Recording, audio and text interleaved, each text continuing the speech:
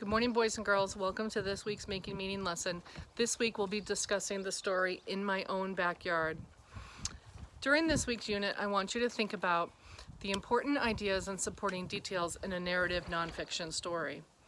You will be using those important ideas to help build summaries. We'll also be exploring elements of narrative text structure, which will include the setting and the point of view in a narrative nonfiction story. So you'll be hearing a nonfiction story, you'll be able to discuss that. Also, I want you to remember we've been talking about inferencing. So think about some things that you can infer throughout the story.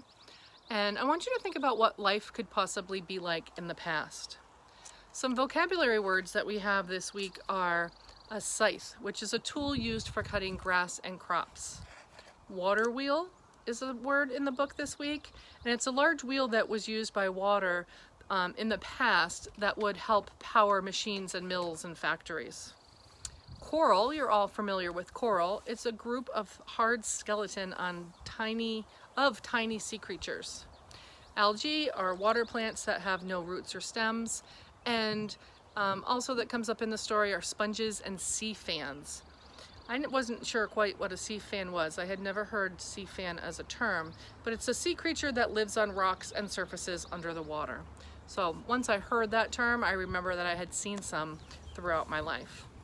So before we get started, I want you to think about, what do you think the land, let's say at Reed's Ferry School, looked like 100 years ago? Okay, we know Reed's Ferry School is 50 years old. We just had that wonderful celebration last year. So what do you think it looked like 100 years ago? Then think about 1,000 years ago. Stop and think, just pause. What do you think things look like at Reed's Ferry School? You can also stop and think, what did it look like at your house 100 years ago or 1,000 years ago? Okay, here we go with the story. In my own backyard. I woke up in the morning to the sound of a blue jay squawking outside my bedroom window.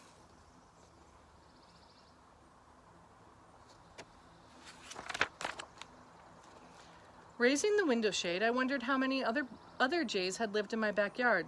Then I wondered how many people had stood where I was, looking at this very same place.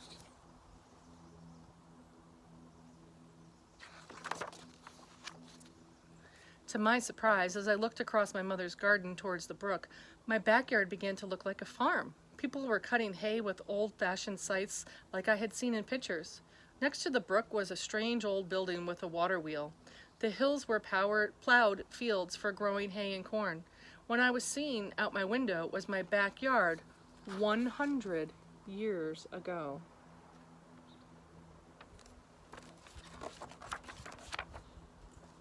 I closed my eyes and shook my head.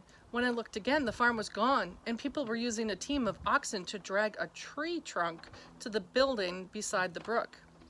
It was an old-fashioned sawmill. Men at the mill were pushing the trunks towards a big saw that had cut wood into boards. Maybe the boards from the sawmill could be used to build houses and barns for the first farmers in the area.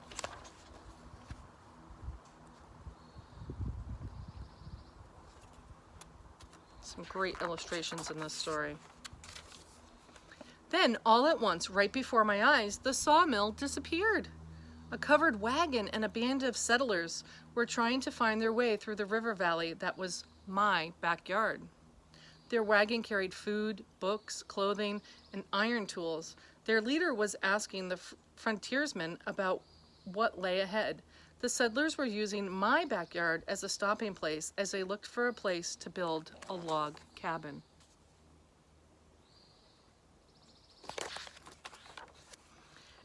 As the settlers rose to leave, a mist blew over the brook. Then it cleared. I saw a group of Native Americans. They were lined up to take turns shooting their bows and arrows at a target.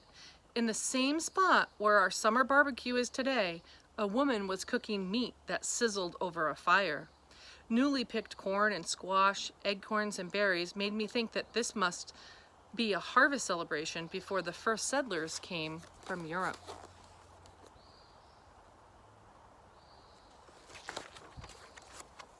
Snow began to fall as if it were winter.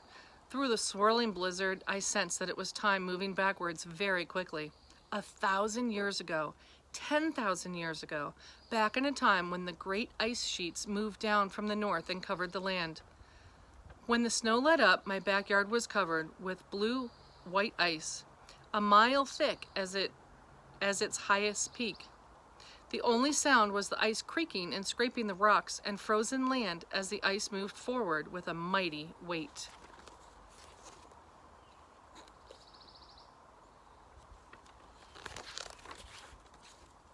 Then, in a blink of an eye, the ice was gone. People wearing animal skins were trying to drive away an animal that looked like a big furry elephant. I saw a frightened family crouching near their fire.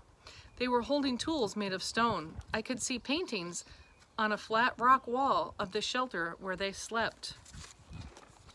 Think about what that furry elephant, as he's referring to, actually is.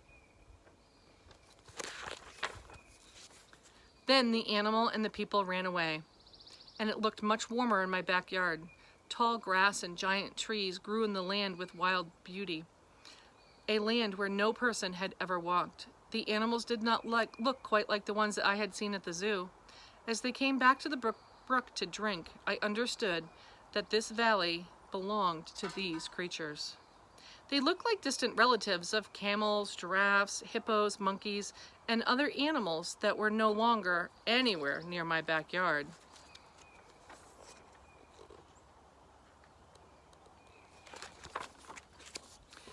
I watched as once again the years slipped away. Now the trees looked like palms and ferns, and my backyard was swampy and hot. Huge dinosaurs lived in my backyard, eating tropical plants in the morning haze. They looked like a dinosaur family. Fantastic birds flew across the sky, which was strangely bright. A baby stegosaurus grazed right back at me in my front window.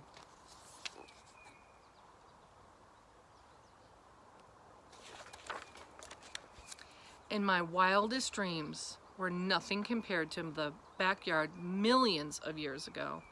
Now strange, huge trees appeared, and the smell of rotting leaves filled the air. I saw animals that looked like ancestors of lizards and centipedes. Giant dragonflies skimmed over the surface of the water and the muddy land.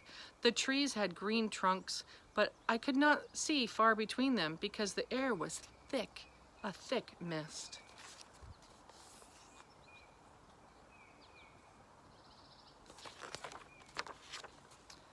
A view from my window got blurry as the water in the swamp got deeper and deeper.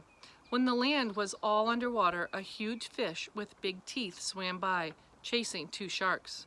Around the coral and the seaweed, unusual fish wore hard shells.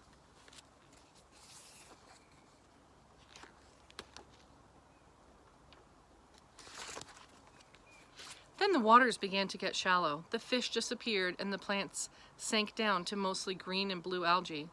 Brown, green, muddy water reflected in the light of the sun in a weird, eerie sky. Round jellyfish pulsed by. Some animals that looked like upside-down bowls with legs walked across the muddy bottom, past sponges and sea fans.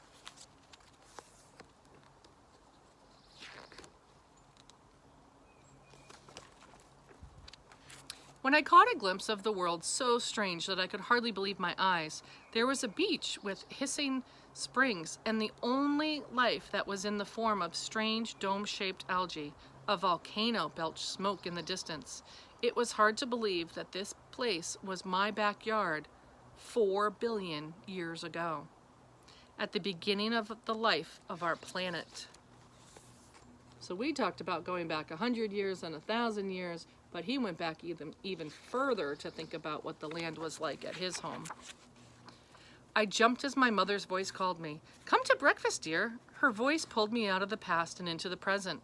I tried to think about the day ahead, but my mind was still far away on the things that I had seen, the people, the animals, the plants that had lived long ago. Ever since that day, I looked for bones and fossils that might have been left in that most amazing place. That most amazing place is my backyard.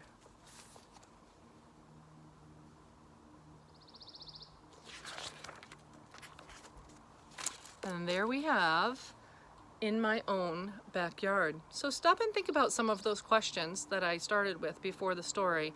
And going along with the lesson, I'll have some questions that you can refer to help me know that you're understanding the story and the point of view. Have a great day.